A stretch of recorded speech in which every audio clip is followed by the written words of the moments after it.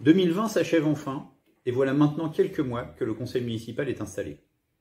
Dès le 23 mai 2020, j'ai pris mes fonctions, entouré de 6 adjoints et de conseillers municipaux qui ont pu, comme moi, prendre la mesure de l'ampleur de la tâche qui nous attend pour la réalisation de l'ambitieux programme pour lequel nous avons été élus.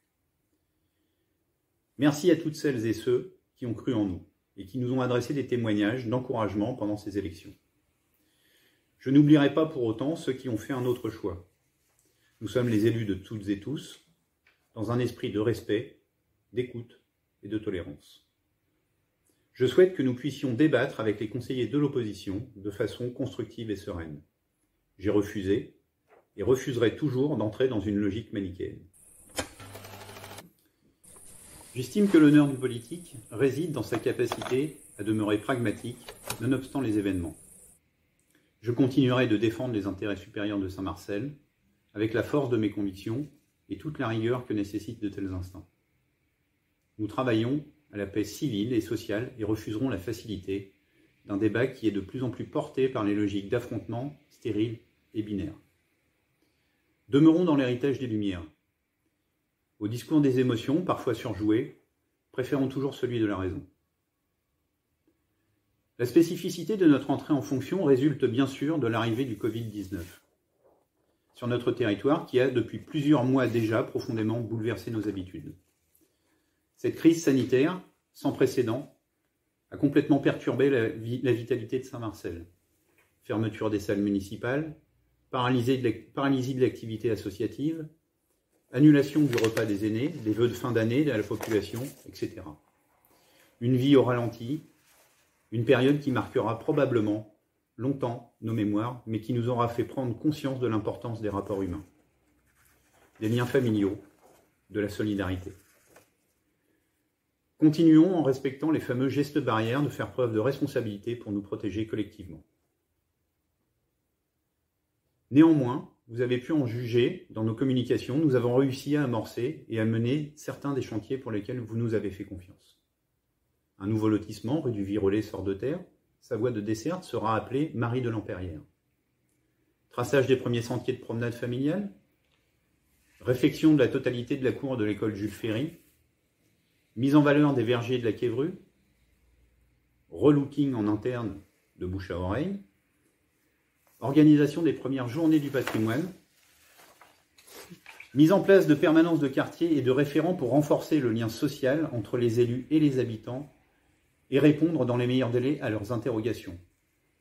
Soutien aux commerces locaux, création de la réserve civique via notre site internet, animation dans les écoles, semaine du goût, sensibilisation au développement durable notamment, Octobre Rose, installation d'un centre de dépistage Covid gratuit en 3 jours, salle Michel Marini, mise en place d'un chèque restaurant pour les aînés en lieu et place du banquet annulé cette année, soutien aux associations locales, 1 700 € pour les associations socio-culturelles, enfance-jeunesse, 210 000 € pour les associations sportives, 13 000 € pour les associations socio-culturelles leur ont été alloués. Toute famille peut désormais régler ses factures de cantine via www.tipeee.budget.gouv.fr. De nouveaux body boomers installés sur la coulée verte font un tabac. 145 000 € ont été dernièrement investis dans d'importants travaux de réfection, d'entretien et de voirie. La téléconsultation est arrivée dans nos pharmacies. La vidéoprotection, 18 caméras, se met en place. Nos prochains objectifs s'articulent autour de 4 axes. L'entrée unique des écoles, l'accueil d'un pôle médical en vue d'augmenter l'offre actuelle de santé sur notre commune, transformation et aménagement des voies sur berge le long de la Seine, en cohérence avec SNA, rajeunissement et accroissement de notre population en favorisant l'accueil des primo-accédants, avec maintien du taux de fiscalité locale.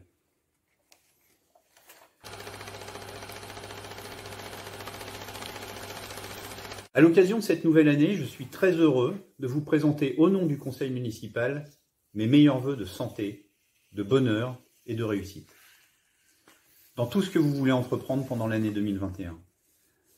Après cette année 2020, particulièrement éprouvante et difficile, je remercie les élus municipaux et les services pour leur engagement, leur disponibilité et leur esprit d'équipe qui sont les conditions essentielles au bon fonctionnement de notre collectivité. Tous sont restés mobilisés pour assurer la continuité de service, sur le terrain et en télétravail, auprès des habitants et en particulier auprès des plus fragiles. Ils se sont trouvés sur tous les fronts, ils ont dû s'adapter, se réinventer. Au-delà de cela, ce que je veux retenir, c'est l'élan de solidarité qui s'est manifesté dans notre ville comme partout ailleurs. Mais vraiment dans notre ville, nous avons pu mesurer les efforts des bénévoles, les efforts des fonctionnaires, les efforts du personnel de santé et de tous ceux qui, malgré l'épreuve, ont continué de travailler. J'ai une pensée affectueuse envers l'ensemble des victimes touchées de près ou de loin par la maladie de Covid-19. Je tiens à féliciter toutes les entreprises qui ont su redoubler d'imagination pour pouvoir poursuivre leurs activités. Nombre ont été lourdement impactés. Je remercie aussi toutes les associations qui animent la vie économique, sociale, sportive et culturelle et patriotique de notre ville, associations auxquelles la municipalité apporte un soutien important. Je remercie d'une façon plus générale toutes les personnes qui participent au développement et à l'animation de la ville de Saint-Marcel, mais également l'ensemble de nos partenaires. L'action au détriment du verbe, le mouvement au détriment de l'inertie, l'intérêt général au détriment de l'idéologie. Action, mouvement, intérêt général sont les piliers de l'action publique.